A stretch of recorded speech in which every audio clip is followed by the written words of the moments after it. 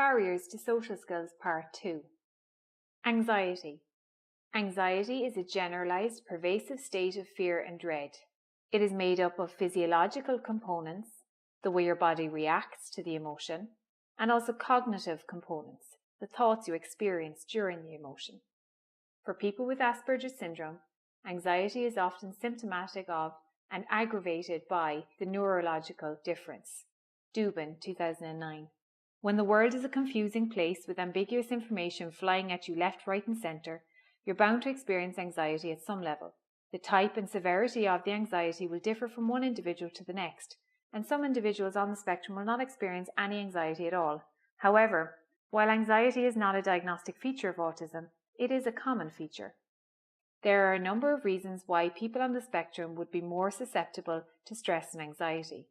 Reasons include low frustration tolerance or hypersensitivities, perfectionism, i.e. a narrow definition of success, difficulties around transitioning, monotropism, meaning focusing on small details, having difficulty seeing the bigger picture. It's also known as weak central coherence. Problems reading nonverbal cues, auditory processing difficulties, and coexisting conditions. Children and adults manifest their anger, anxiety, stress in two major ways: active outbursts or passive withdrawal. It's not just the explosive and emotionally demonstrative ASD person who needs our help. The silent, socially avoidant, passive individual deserves it equally so, but is often overlooked. Grandin, 2005.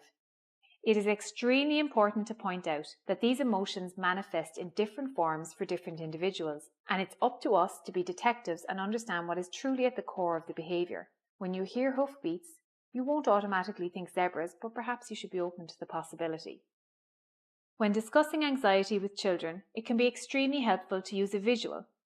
I like the bucket analysis because I can actually stand next to a sink and give examples of things which have caused me stress that day, all the time adding water to my bucket.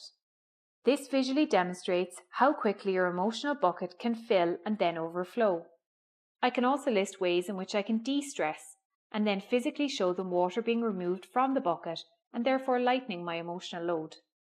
There are lots of things which can add to your emotional bucket, and these will differ for every individual. Creating a visual poster for the individual and listing the items which fill their bucket can be an excellent learning tool for both you and the individual, and can unearth invaluable information for both parties. Be sure to leave space on the poster so that items can be added later as situations arise.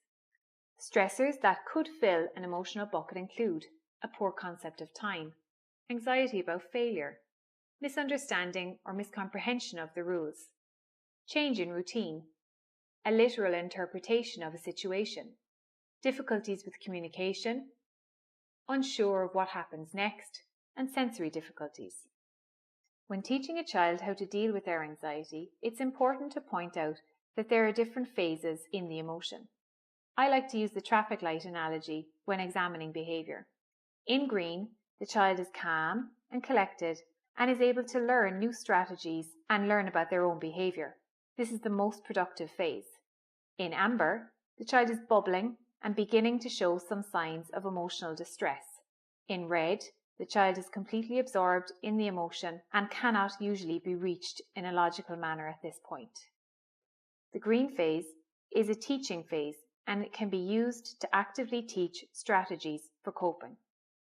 Within the amber phase, it's important that you teach the child how to self-manage the behaviour before it becomes overwhelming.